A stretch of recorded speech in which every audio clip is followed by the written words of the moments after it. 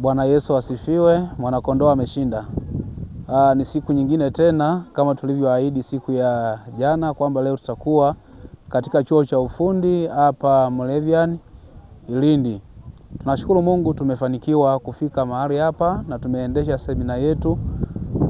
Jambo ambalo tumeliangazia kwa siku ya leo ni namna maambukizi ya virusi vya ukimwi jinsi yanavyoweza kuenezwa au kusambazwa kutoka kwa mtu mmoja kwenda kwa mtu mwingine. Lakini sehemu ambayo tulikuwa tumejikita ilikuwa ni kwenye makundi ambayo yapo kwenye uhatari mkubwa wa kupata au kuambukizwa maambukizi ya virusi vya ukimwi. Kundi la kwanza ambalo tumeliangalia ni kundi la vijana wenye umri wa miaka 15 mpaka miaka 24. Hili kundi lipo kwenye hatari kubwa sana ya kuambukizwa maambukizi ya virusi vya ukimwi kwa sababu ni kundi barehe. Na kama inavyofahamika, kundi barehe ni kundi lenye maswali mengi sana, ni kundi ambalo linataka kufanya vitu vingi na kujaribu vitu vingi.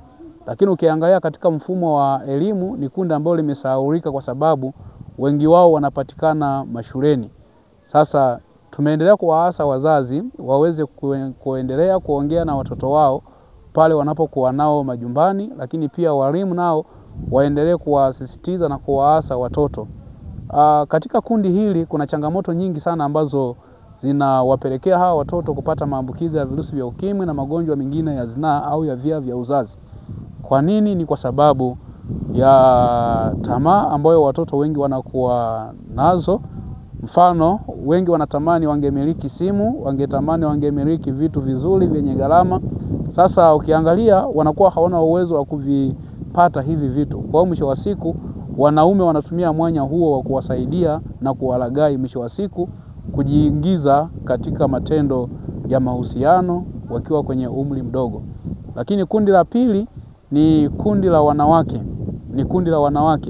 Wanawake walio wengi sana. Ukiangalia hasa kwa vijijini huku, asilimia kubwa mifumo dume bado inaendelea kufanya kazi, mifumo dume bado inaendelea kuwabana. Wanaume wamekuwa ni watu wanaotumia mabavu sana kwa kuwakandamiza wanawake hasa katika swala la kumiliki mali. Sasa wanapotaka kufanya mambo yao ya kujikimu au kimahitaji, wanajikuta wanatumia njia zingine za kwao ambazo wanazijua. Kwa hiyo wengi wao wamejikuta wanaingia kwenye mahusiano na watu wengine tena kwa kuuza miili yao ili waweze kupata mahitaji yao ya kimsingi. Lakini watoto ambao wapo shuleni, kuna wazazi ambao wanawasahau sana hawa watoto hasa katika mahitaji mbalimbali wakiwa shuleni. Kwa mwisho wa siku wamekuwa wanajipenyeza wanaume kwa kuwalaghai hawa watoto ili waweze kupata mahitaji yao ya msingi. Kwa hiyo ni mambo ambayo tumeendelea kuyaangalia hapa. Lakini pia kundi lingine ni kundi la wavuvi. Tumeangalia japo kwa kanda hizi za Umalila imekuwa ni changamoto kidogo, hatuna sehemu za uvuvi, lakini sehemu ambayo tumeiangazia kwenye kundi la watu ambao pia wapo kwenye hatari kubwa sana ya kupata maambukizi ya virusi vya ukimwi au kueneza maambukizi ya virusi vya ukimwi ni kundi la watu wanaokuja kufanya vibarua katika maeneo haya ya Umalila au maeneo haya ya vijijini. Watu wanatoka sehemu mbalimbali huku kuja kufanya shughuli za vibarua huku, kwa mfano kulima mashamba ya viazi, kulima mashamba ya maharage, kulima mashamba ya mahindi. Kwa hiyo hivi vyote, na wengine wanakuja kununua kahawa huku. Kwa hiyo sasa unajikuta tamaa zinaingia kwa mabinti wengi, tamaa zinaingia kwa vijana wengi. Kwa hiyo mwisho wa siku wanajikuta wamejiingiza kwenye mahusiano ambayo hayana tahadhari. Lakini pia mfumo mwingine ambao tumeona ni changamoto sana kwa kijijini huku, watu wengi wamekuwa ni waoga sana kupima na kujua afya zao. Wamekuwa ni waoga sana pale wanapopimwa na kugundulika wana maambukizi ya virusi vya ukimwi. Wengi wao tumeona wanakimbilia kuchukua dawa sehemu za mbali za kupunguza makali ya virusi vya ukimwi. Sasa hiyo inaleta picha kwamba asilimia kubwa wengi wanajificha sana na wanaficha sana hali zao za maambukizi. Kwa mwisho wa siku wanajikuta wanaeneza kwa kasi sana. Lakini pia tumewasisitiza watoto wadogo kwamba wawe makini sana. Kuna msemo mmoja ambao tumeutumia kwa siku ya leo, unasema usinishike hapa.